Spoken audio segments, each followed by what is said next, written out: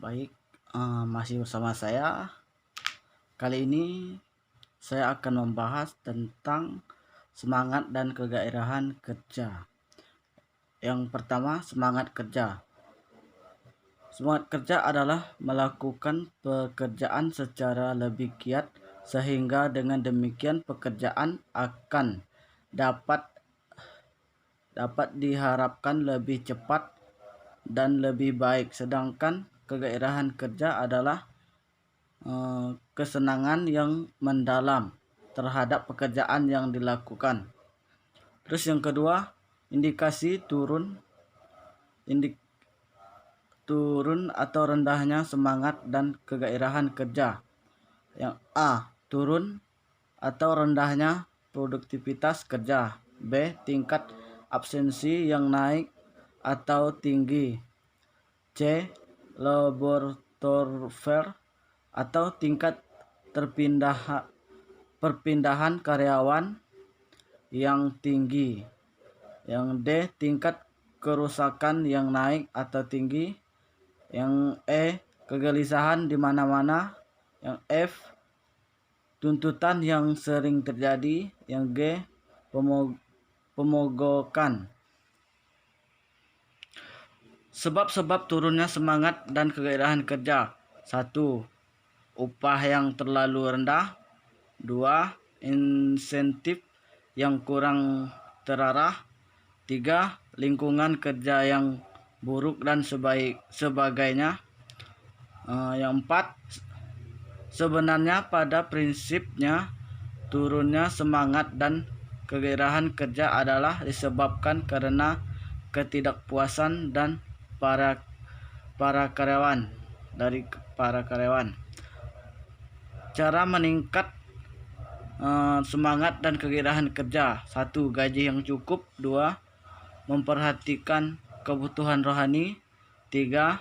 Sekali-sekali perlu menciptakan suasana santai. 4. Harga diri perlu mendapatkan perhatian. 5.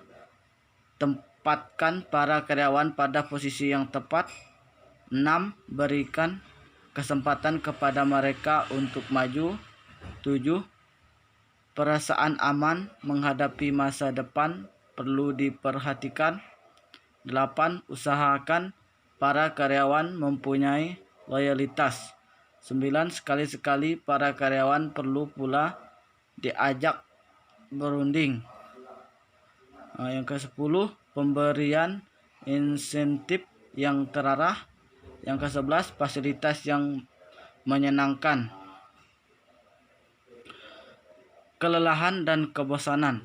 2. Penyakit pokok yang dapat menurunkan bahkan kehilangan semangat dan kegairahan kerja adalah kelelahan dan kebosanan. Indikasi adanya kelelahan dan kebosanan. 1. Turunnya produktivitas. Terus yang kedua, banyaknya kerusakan. Sebab-sebab kelelahan dan kebosanan. 1. Terlalu lama bekerja tanpa atau kurang istirahat. 2. Bekerja secara rutin tanpa variasi. 3. Lingkungan kerja yang jelek. 4. Konflik. 5. Kurang terpenuhinya kebutuhan materi dan non-materi. Cara mengatasi kelelahan dan kebosanan adalah dengan mencari sebab-sebabnya, kemudian memiliki alternatif yang paling baik untuk mengatasinya. Akibat lebih lanjut dari kelelahan dan kebosanan jika tidak diatasi secara serius adalah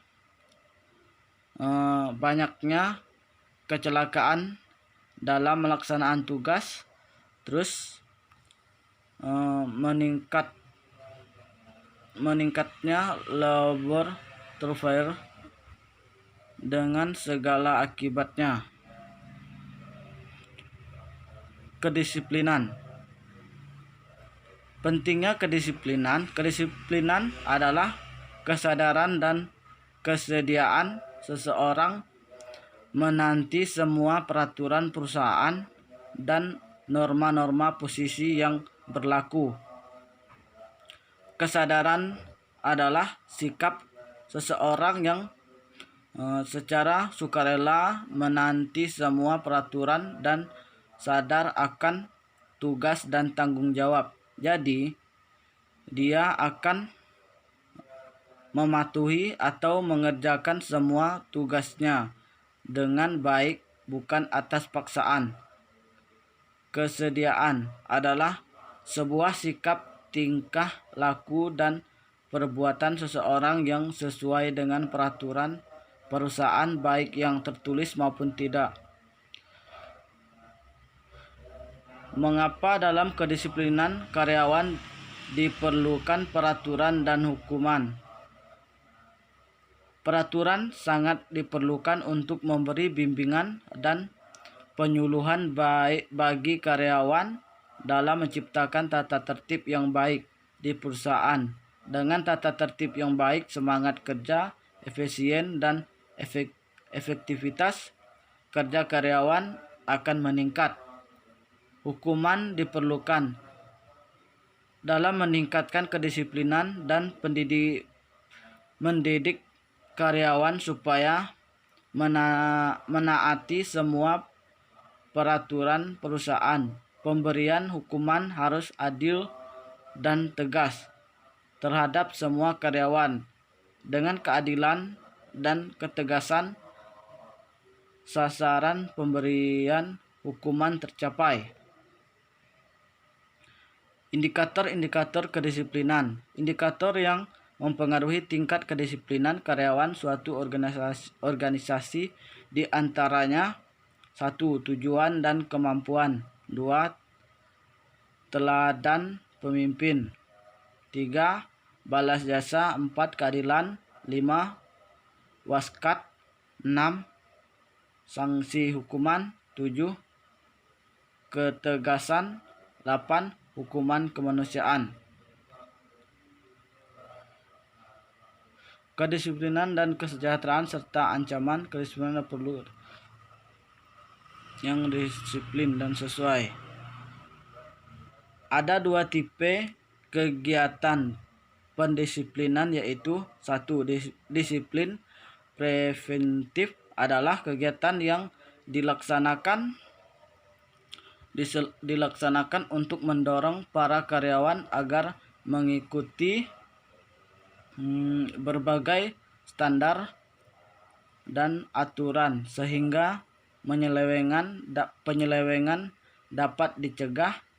Sasaran pokoknya adalah mendorong disiplinan diri di antara para karyawan.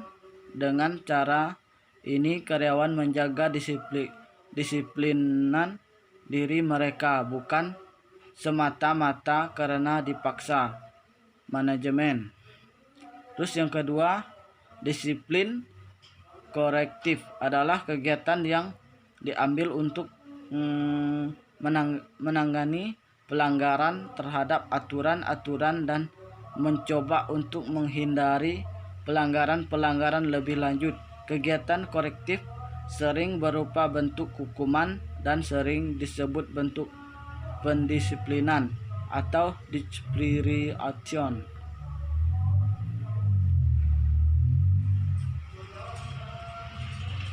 Sasaran tindakan pendisiplinan hendaknya positif, bersifat mendidik dan koreksi, bukan tindakan negatif yang menjatuhkan karyawan yang membuat salah.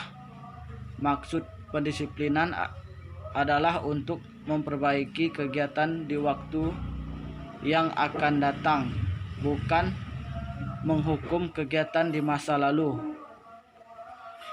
Berbagai sasaran tindakan kedisiplinan. 1. Untuk memperbaiki pelanggar. 2. Untuk menghalangi para karyawan yang lain melakukan kegiatan-kegiatan serupa. 3. Untuk menjaga berbagai standar kelompok tetap konsisten dan efektif. Aturan tungku panas. Menurut pendekatan ini, tindakan disipliner haruslah memiliki konsekuensi yang sama dengan menyentuh sebuah tungku panas, yaitu membakar dengan segera, memberi peringatan, memberikan hukuman yang konsisten, membakar tanpa membeda-bedakan. Tindakan disipliner progresif. Tindakan ini yang berarti memberikan hukuman yang lebih berat terhadap pelanggaran-pelanggaran yang berulang. Tujuan adalah memberikan kesempatan kepada karyawan untuk mengambil tindakan korektif sebelum hukuman-hukuman yang lebih berat dilaksanakan. Sistem disiplin progresif sebagai berikut: teguran secara lisan oleh penyelia. 2. Teguran tertulis dengan catatan dalam file personalia. 3. Skorsing dari pekerjaan 1 sampai 3 hari. 4. Skorsing 1 minggu atau lebih lama. 5. Diturunkan pangkatnya atau demosi. 6. Dipecat. Pedoman yang disarankan untuk tindakan disipliner pelanggaran yang membutuhkan: pertama, peringatan lisan; kedua, tertulis dan terminasi. 1. Kelalaian dalam melaksanakan tugas. 2. Ketidakhadiran kerja tanpa izin. 3. Inefisien dalam pelaksanaan pekerjaan. Pelanggaran membentuknya suatu peringatan tertulis dan selanjutnya terminasi. Yang pertama, kegagalan untuk melapor pekerjaan 1 atau 2 berturut-turut tanpa ada pemberitahuan. 2. Kelalaian dalam penggunaan properti perusahaan. Terus pelanggaran yang langsung memerlukan pemecatan: 1. Pencurian. 2. Perkelahian. 3.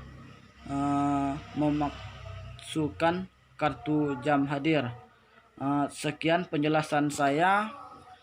Jika ada kata-kata yang kurang dimengerti atau yang susah dipahami, mohon maaf. Jika kalian suka dengan video ini, nyalakan tombol loncengnya dan subscribe, like, komen, serta share ke teman-teman kalian. Sekian dan terima kasih.